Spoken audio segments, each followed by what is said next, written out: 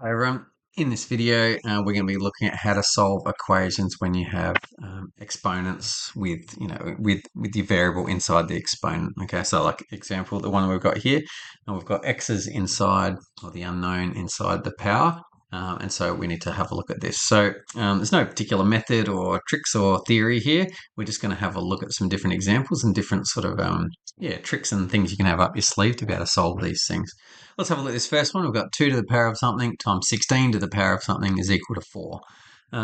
And one thing that you should should go off in your brain with a little red light is that, well, 2, 16, and 4 are all powers of 2. And so immediately we said, well, if we can write it all as base 2, then maybe, this equation might simplify a little bit. And that's what we're going to do here. So let's rewrite this all as base 2. So the first one just remains the same. Just stays the same there. But the second one, 16 is 2 to the power 4. So we'll rewrite that. 2 to the power 4 times x plus 1 is equal to 2 squared. Okay, now let's do some simplification because we've got to do a bit of work here. So 2 to the 3x plus 2 times by 2. Let's have a think about this. Just remember, if you have a to the power m raised to the power n, that's equal to a to the mn. And so in this situation here, that situation there, we need to multiply the 4 by the x plus 1 to sort of expand that power out. So that will become 2 to the power 4x plus 4 is equal to 2 squared. Okay, remember another index law, if you've got a to the m times a to the n, that's equal to a m plus n. Okay, so in the next line, we need to add those two powers together. So we're going to get 2 to the power of 3, plus 3x plus 2 plus 4x plus 4 is equal to 2 squared. Great. And now this is looking much better because if 2 to the power of this is equal to 2 to the power of that, that must mean that those two things are equal to each other. And so therefore, let's go to the next line. So I'm just going to equate that. So 3x plus 2 plus 4x plus 4, that is just 7x plus 6 must be equal to 2. So the powers must be equal to each other because it has to be. And then solving that, take the 6 over the other side, becomes -4. That'll be -4 divided by 7. And that is my answer for that particular one. Okay, so getting everything in the same base is a great way to solve that type of equation.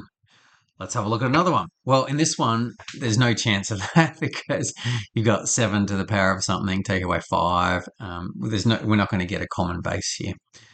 And so what we can do is we can apply some different log laws and things like that to do this. And there's a couple of ways you could do something like this. The simplest way is just to use logs as doing. So I'm just going to rearrange this just slightly a bit. So 7 to the power 3x minus 2 is equal to 5. Now, if we've got something to the power of something, so if you've got a to the power of m is equal to n, we know that the equivalent of that is log base a n is equal to m. So we know we can use this to rewrite. So let's have a think about it. How would we rewrite this? And so therefore, what we've got is we've got log, what's the base? The base is 7. The power is 3x minus 2, so that's going to be on this side. So 3x minus 2, that's the power. But the number itself is log 7 base 5. Okay, so log 7 of 5 is equal to 3x minus 2. And so we use that sort of, this guy here to move some things around. So, and all of a sudden you've got x has come out of the power. The log has removed that power, which is the purpose of the logarithm, really. And now we have got something much better. And so now we can solve this guy. So I'm just going to bring 3x minus 2 onto the left-hand side. So I'll go 3x is equal to log 7, 5 plus 2. So adding 2 to both sides. And then divide everything by 3. So is equal to log base 7, 5 plus 2 all over 3. And that's my answer. And so using the logarithm to pull out that value of that there.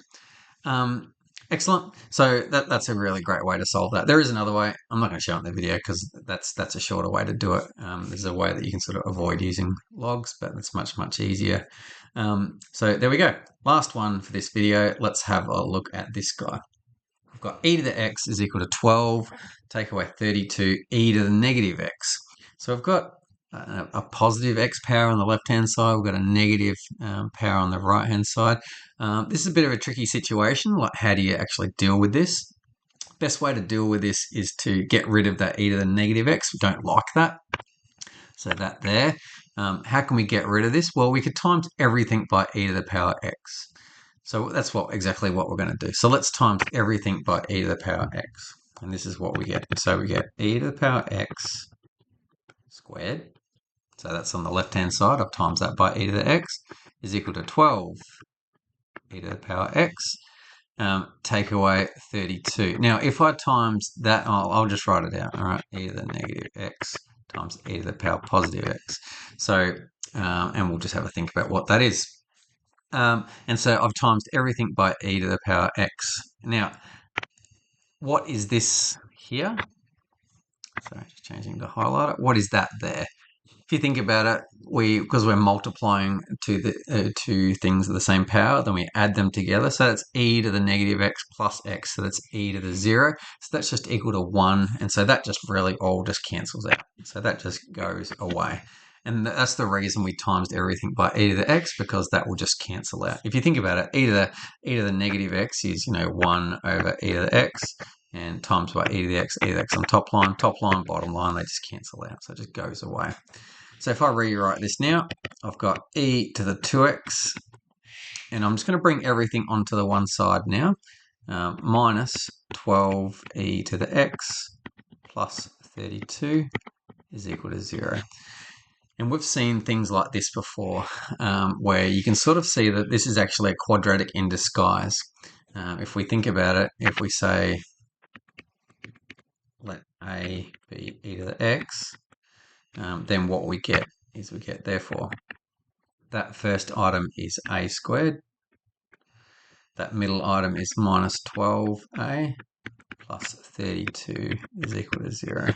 So we've got a nice quadratic there, and we can be pretty confident that we can solve this guy. 32, I know it's going to be 4 and 8. I can see the numbers staring at me in the face. And so I've got a 4, 8. Take away 4, take away 8 will make positive 32, and it'll also make negative 12a. And so therefore, I'll just come down to the next page. Therefore, a is equal to 4 or 8. Then let's put e to the x back in. Therefore, e to the x is equal to 4 or e to the x is equal to 8. We need to solve it for x. We can't just leave it like that. We need to find out what x is. So our final line of working out. So therefore e to the x is equal to 4. So what that means is log, because we need to get the x out of the power, log, the base is e, the power, the power is x, and so it's going to be log e4 is equal to x, or log e8 is equal to 8. And they're my two solutions. I'll just rewrite that just a bit clearer. So log e4 or log e8. And they're my two solutions for that particular equation. Hope that makes sense. I'll see you in the next video.